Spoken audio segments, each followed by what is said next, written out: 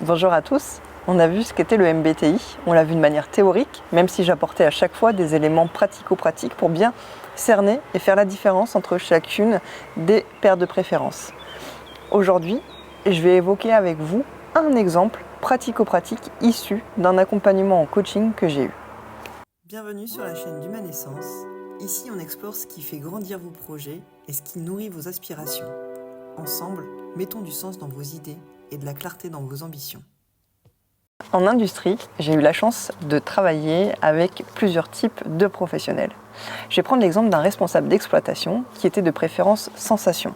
Donc sensation, on le rappelle, très bon dans le détail, très bon dans les faits, très bon dans la déclinaison très opérationnelle de ce qui est prévu maintenant pour le sujet du moment, mais pas forcément hyper à l'aise sur le développement de la vision stratégique, sur le lendemain, sur l'avenir et sur les modèles conceptuels.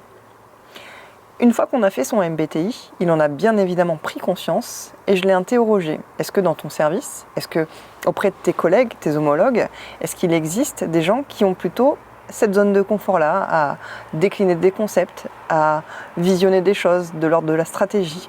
Il a fait une petite liste, on parle de 3-4 personnes, pas plus. Et je lui ai dit, écoute, ça serait vraiment sympa pour toi si tu pouvais les réunir sous un format brainstorming et l'animer pour pouvoir justement bénéficier de leur approche, de leur vision autour d'un sujet qui te pose problème, toi, concrètement, au quotidien, et pour lequel tu n'arrives pas à trouver de solution.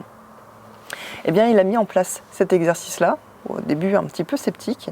Il a été hyper surpris du résultat quantitatif et qualitatif de cette première session de travail, puisqu'il est ressorti avec des tonnes d'idées qu'il n'avait jamais eues, puisque c'est ce que l'intelligence collective, qui plus est, avec des gens de préférence intuition, peut apporter.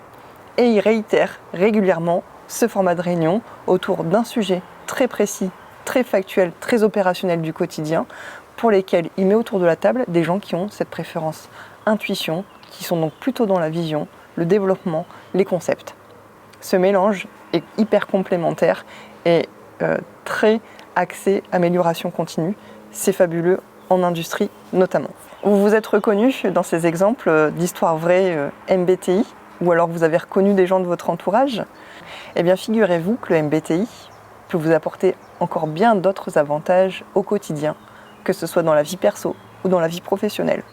Alors ça y est, vous êtes décidé, vous voulez passer votre MBTI, le questionnaire et l'entretien d'exploration avec moi? Eh bien, n'hésitez plus et réservez dès à présent votre séance.